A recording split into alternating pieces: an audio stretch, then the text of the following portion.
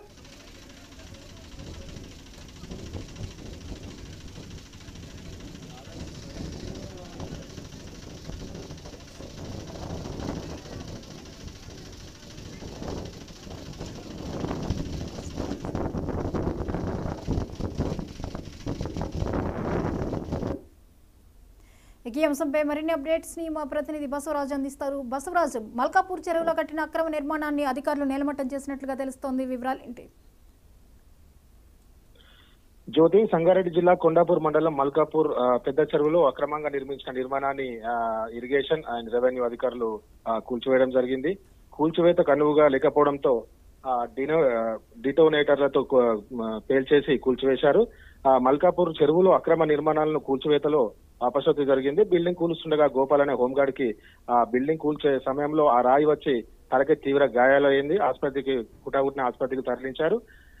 ఈ ఘటనపై కూడా బిల్డింగ్ యాజమాని బాధితులు నర్సింహులు కూడా ఆవేదన వ్యక్తం చేశారు. 2011లో నేను ఇక్కడ 3 ఎకరాల భూమిని కొనుగోలు చేశాను. 250 గజాల భూమిలో 5 అంతస్తుల బిల్డింగ్ కట్టుకున్నాను. నేను కొన్నప్పుడు పట్టా భూమి అని నాకు అమ్మారు. బిల్డింగ్ పర్మిషన్ కోసం కూడా వెళ్తే అధికారులు కూడా నాకు పర్మిషన్లు కూడా ఇచ్చారు. ఇప్పుడేమో FTL పరిధిలో ఉందని చెప్పి ఇక్కడ డిమాలిషన్ చేస్తున్నారు. నేను ఇప్పుడు దాదాపు 5 నుంచి 6 కోట్ల రూపాయల ఆస్తి నష్టపోయాను. నాకు ఈ నష్టం ఎవరు భరిస్తారు అని చెప్పి కూడా బిల్డింగ్ యజమాని నర్సింహులు ఆవేదన కూడా వ్యక్తం చేస్తున్న పరిస్థితి.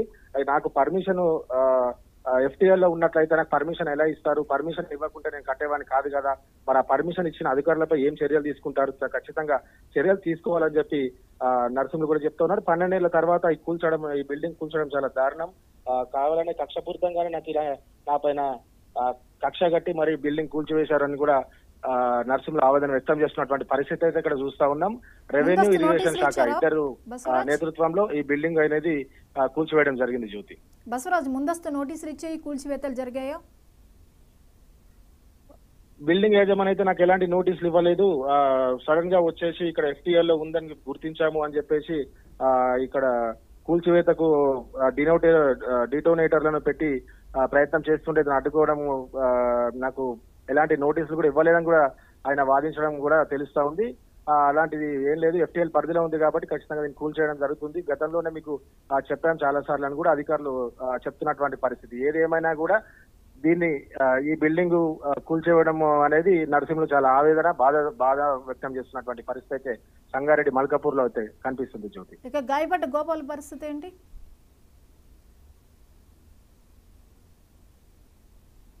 బసవరాజ్, జ్యోతి. గాయపడ్డ గోపాల్ పరిస్థితి ఎలా ఉంది? గోపాల్ అయితే తీవ్ర ఆవేదన చెందుతున్నాడు జ్యోతి. నాకు పర్మిషన్లు ఇచ్చినటువంటి అధికారులను ఖచ్చితంగా వాళ్ళపైన చర్యలు తీసుకోవాలి, నాకు జరిగిన లాస్ ని ఎవరు పూడుస్తారని చెప్పి ఆవేదన అయితే వ్యక్తం చేస్తున్నటువంటి పరిస్థితి. దీని సీరియస్ గానే గోపాల్ ఈ బిల్డింగ్ కూల్చివేతపై యజమాని గోపాల్ అయితే సీరియస్ గానే ఉన్నాడు Jyoti. Right, thank you Basavaraj.